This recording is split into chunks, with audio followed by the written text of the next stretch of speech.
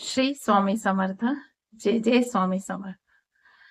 भक्तांनो, कसे आहात तुम्ही?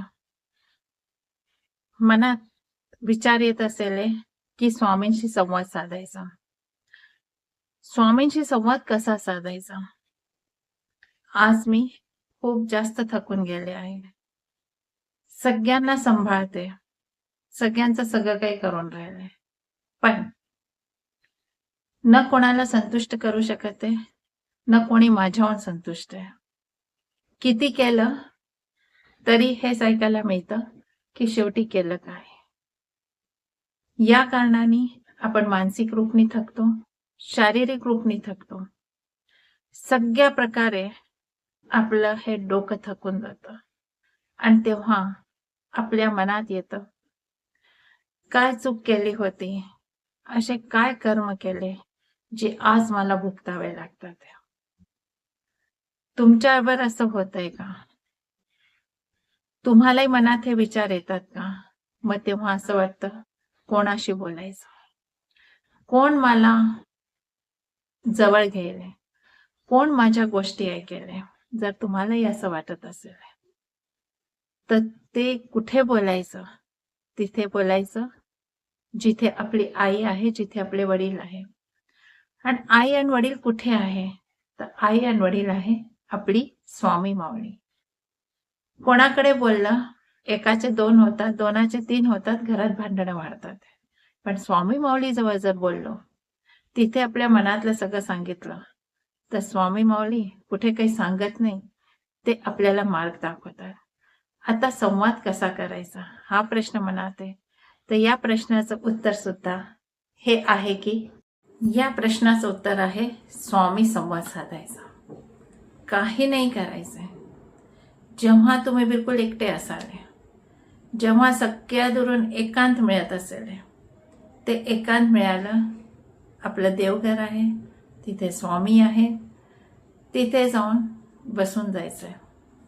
बसून एक दिवा प्रज्वलित करायचा आहे, उदबत्त्या लावायचा आहे, वातावरण सुगंधित करून घ्यायचंय आणि समोर बसून जायचंय. समोर बसल्यानंतर न काही माळ, न काही जप, न काही उपासना, काही नाही करायचं. तुम्ही जेव्हा आई वडिलांना काही सांगता तर काय करता? कोणती भूमिका बांधता का? नाही ना. इथे भूमिका बांधायचीच नाहीये, कारण की आपण आपल्या आई वडिलांशी बोलतो. आई वडिलांशी बोलतो तर भूमिका नकोच आहे. जाऊन बसायचं जे मनामध्ये आहे.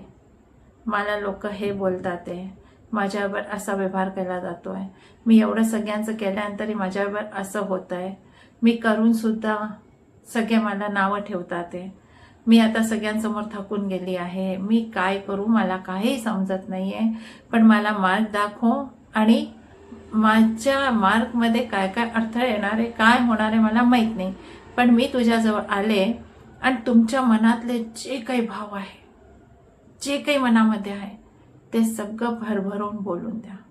आणि जेव्हा तुम्ही बोलाल ना, जे पण प्रश्न मनात येतात, ते जे काही आहे, तुम्ही उत्तर ऐकायच्या स्थितीमध्ये नाही राहणार आहे. अशी परिस्थिती तुमची झाली पाहिजे की जर स्वामींचं काही उत्तरही ऐकू येतंय का? नाही. स्वामी काही बोलतात आहे का? नाही. काही सांगतात आहे का? काही नाही. फक्त तुमच्या मनात काय आहे ते तुम्हाला भरभरून सांगायचं आहे. इतकं सांगायचं आहे, इतकं इतकं की तुमच्या मनातलं जेव्हा सगळं काही निघेल ना, तेव्हा मन शांत होईल. आणि मन शांत झालं तर तुम्ही पाहिले की तुम्ही इतकं सारं बोलून गेलाय आणि स्वामींना सांगून सुद्धा दिलंय की मला उद्या ह्याचं उत्तर हवंय, मला उद्याच्या उद्या सांगा की मला काय करायचं, मला जबाब हवा, मला काही नको. तुम्ही हे सगळं बोलून चुकलेलं असाल. आणि जेव्हा तुम्ही हे तळमळीने सगळं बोलून दिलंय, तीव्रताने बोलून दिलंय, आपले आई वडील म्हणून बोलून दिलंय, तर किती दिवसामध्ये तुम्ही सांगितलं असेल उद्याच्या उद्या उत्तर हवं, उद्याच्या उद्या माझं हे सगळं चांगलं झालं पाहिजे, या 3 दिवसांनी माझं हे सगळं चांगलं झालं पाहिजे. तुम्हाला आश्चर्य वाटेल की तुमचं काम जे आहे ना, जे केव्हापासून तुम्ही वाट पाहताय, ते 1 दिवसामध्ये होईल. खरंच ही प्रचिती मला आलेली आहे. माझ्या मुलीचा PR येत नव्हता. तिने एक्झाम देऊन देऊन थकून गेले. त्या दिवशी कोणी नव्हतं घरात. मी स्वामींजवळ जाऊन बसून गेले. स्वामी, मला माहित नाही, मला उद्या सकाळी फोन आला पाहिजे की मम्मा माझा PR येऊन गेलाय. मला माहित नाही ते कसं होणार आहे, ते तुला माहितीये, मला काहीच माहित नाहीये. मी खूप रडले त्या दिवशी, खूप रडले की मीच काहीतरी चूक केलीये.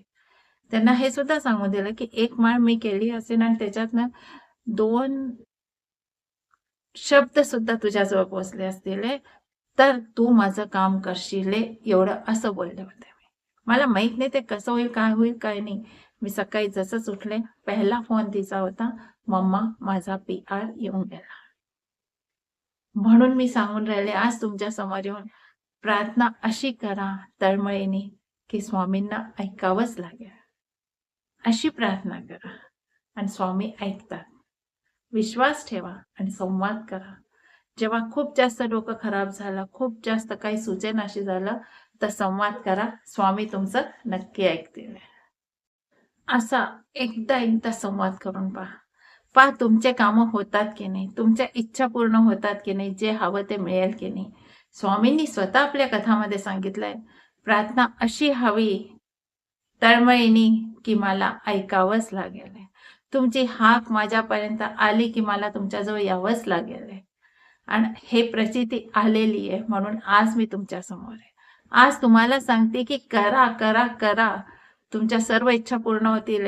फक्त त्यांच्याजवळ बसा, सगळं काही सांगा, नक्कीच पूर्ण होईल. जर हा व्हिडिओ आवडला असेल, संवाद कसा करायचा, तर नक्कीच लाईक, शेअर आणि सबस्क्राईब करा. लोकांपर्यंत पोहोचा, ते संवाद करतील, त्यांच्या पुष्कळ सारे संकटांतून ते दूर होतील. तर भेटूया भक्तांनो आपल्या पुढच्या व्हिडिओमध्ये. श्री स्वामी समर्थ. जय जय स्वामी समर्थ.